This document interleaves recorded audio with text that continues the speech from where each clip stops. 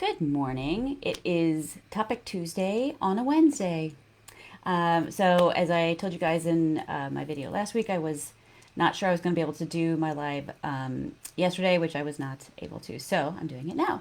So, I wanted to talk to you guys today about playing small and also how it, I think, contributes to some social anxiety. So yesterday I went to a networking event and I am what people call an extroverted introvert. So I like being around people, but I also really need my downtime. And I get a lot of social anxiety um, when I go to events where I'm not sure who I'm going to know. At this event, I actually knew I was going to know a lot of people, but um, it still made me very nervous. And one of the things that I realized about some of my social anxiety, I realized actually a few days ago, there was a play at my daughter's school. And so I went with my daughter to go see it. She had friends in it. And as I was leaving, she had run out ahead of me, and I was looking for her. And I saw the husband of a friend of mine. And I didn't say hi. I got real nervous, and I didn't say hi. And I've talked to this guy before, but my first thought was, oh, he's not going to remember me. And I couldn't stop thinking about it the rest of the weekend. And how often, when I'm in social situations, I do that. I don't say hi to somebody because in my mind, they're not going to remember me. And I thought, why do I do that? Why would I assume they wouldn't remember me? And yeah, so then I realized why. So I don't know about you, but I do struggle with emotional regulation. I'm sure many of you in here do as well. As a kid, I was told a lot that I was too much.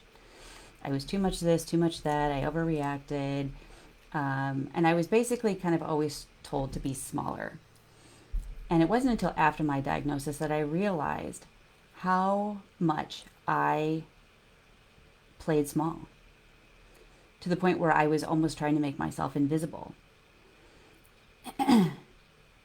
And that's when it hit me that that was why I thought people wouldn't remember me, is because I was trying to not be remembered. I was trying to be small. I was trying to be invisible, basically. And that was a huge revelation for me to realize that, to go, oh my gosh, like, because I thought, if this guy saw me see him and didn't say anything, that probably really hurt his feelings, you know? And I can't imagine how many people I've done that to out of this fear of not being remembered, and yet I've been living my life trying to not be seen. I hope this makes sense. Um, and maybe it's just me, which is entirely possible. But if this is you too, you know, let me know in the comments. Let me know if this is something you've struggled with as well. I mean, if you've gotten to know me for any amount of time, I am not designed to play small. And after my diagnosis and then after all of my treatment and then starting to coach women doing this and now I'm doing reels and like I'm doing all these things and really putting myself out there, and it's incredibly uncomfortable, and at the same time it feels like I'm supposed to be doing this. I feel way more authentic.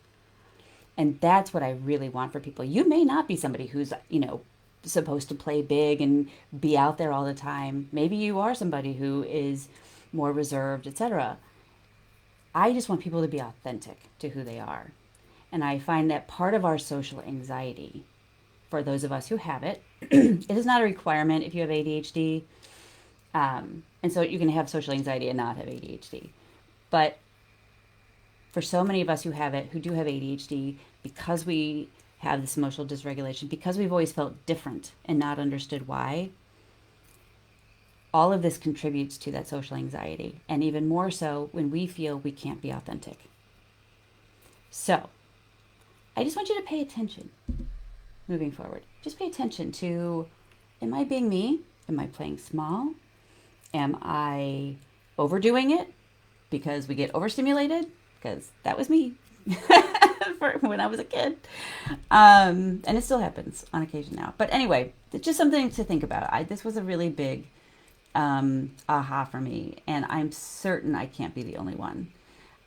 So let me know in the comments, and let me know how you have sort of dealt with. And I know for a lot of you are just starting to figure this out. You're just starting to figure out you have ADHD. You're just starting to get all of this going. So this is going to be really helpful for you as well, to just start paying attention to how much you mask, because it's what it really comes down to, right? Masking. And I noticed after my diagnosis, my masking really started to come off. And it was liberating, honestly. So, anyway, I think I've gone off on like 2 or 3 different tangents here. Anyway, you get the gist of what I was saying, hopefully. So let me know in the comments if you have had situations where you knew you weren't being authentic in conversations and maybe that led to your social anxiety. Let me know if you had any revelations about, like me, like I realized that due to things said to me in my youth, how I had been unconsciously living my life was contributing also to that social anxiety. So anyway, hopefully this will all make sense to you guys.